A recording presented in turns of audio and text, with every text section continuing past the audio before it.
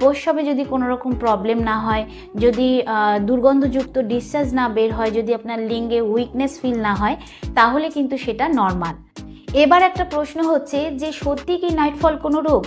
Nightfall কিন্তু একদমই কোনো রোগ নয়। ডাক্তার বা সায়েন্স কিন্তু এটাকে ততক্ষণ রোগ হিসাবে ধরে না যতক্ষণ না এটা অনেক বেশি পরিমাণে হয়ে আপনার শরীরকে উইক করে দিচ্ছে বা বারবার হচ্ছে। কিন্তু যদি আপনার এটা অনেক বয়স করে গিয়ে হয়, মানে যদি আপনার 30 বছর বা 40 বছর হয়ে গেছে তাও এটা আপনার হচ্ছে, তাহলে কিন্তু আপনাকে ডাক্তার দেখাতে হবে।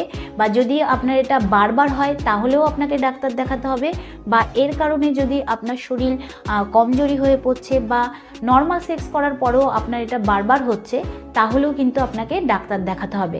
কারণ আপনার শরীর অতিরিক্ত স্পাম তৈরি করে ফেলছে। আর এরই সঙ্গে যদি আপনি বাইরের খাবার অনেক বেশি পরিমাণে খান বা আপনি খুব টেনশন করেন, তাহলেও কিন্তু নাইটফলের সমস্যা আপনার হতে পারে। তো এর থেকে বাঁচার উপায় কি? এর থেকে বাঁচার উপায় হচ্ছে যে যদি আপনি কোনো রকম ফটো দেখেন বা খুব বেশি পর্ন ভিডিও দেখেন, সেটাকে কিন্তু আপনাকে কমাতে হবে। ধীরে ধীরে আপনাকে নানান কাজের মধ্যে নিজেকে ব্যস্ত রাখতে হবে।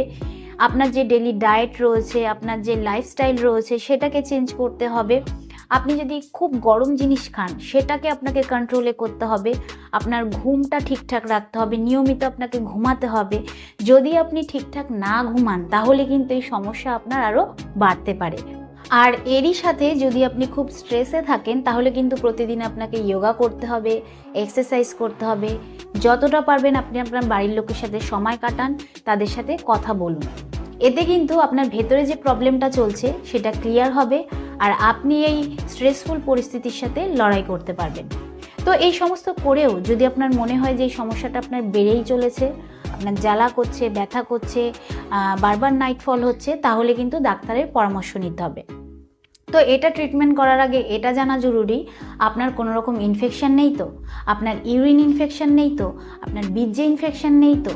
তো এর জন্য কিন্তু একটা আল্ট্রাসাউন্ড করতে দেওয়া হয় আর বীর্যের টেস্ট করতে দেওয়া হয়। যদি আপনার কোনো রকম ইনফেকশন না থাকে, তাহলে কিছু মেডিসিন পাওয়া যায় যেটা আপনার শরীরের গরম এবং হরমোন এই দুটোকেই ডাউন করে আর নাইটফলের সমস্যাটাকে কম করে। তো এই যে মেডিসিনগুলো রয়েছে, এগুলোর কিন্তু কিছু সাইড এফেক্ট রয়েছে। এটা কিন্তু আপনার জানাটা খুবই জরুরি। আপনার যে সেক্সুয়াল এনার্জি রয়েছে সেটাকেও কিন্তু বন্ধ করে দেয় এই মেডিসিনগুলো। তাই এই মেডিসিন ব্যবহার করার আগে অবশ্যই ডাক্তারের পরামর্শ নেবেন। এটা কিন্তু ডাক্তারের পরামর্শ ছাড়া একদমই ব্যবহার করবেন না। তো আমি আশা করব যে এই ভিডিওর দ্বারা আপনি উপকৃত হবেন। ভিডিওটা কিরকম লাগলো অবশ্যই কমেন্টে জানাবেন। তো আজকের মতন এতটুকুই, আবার দেখা হবে পরবর্তী ভিডিও নিয়ে। নমস্কার।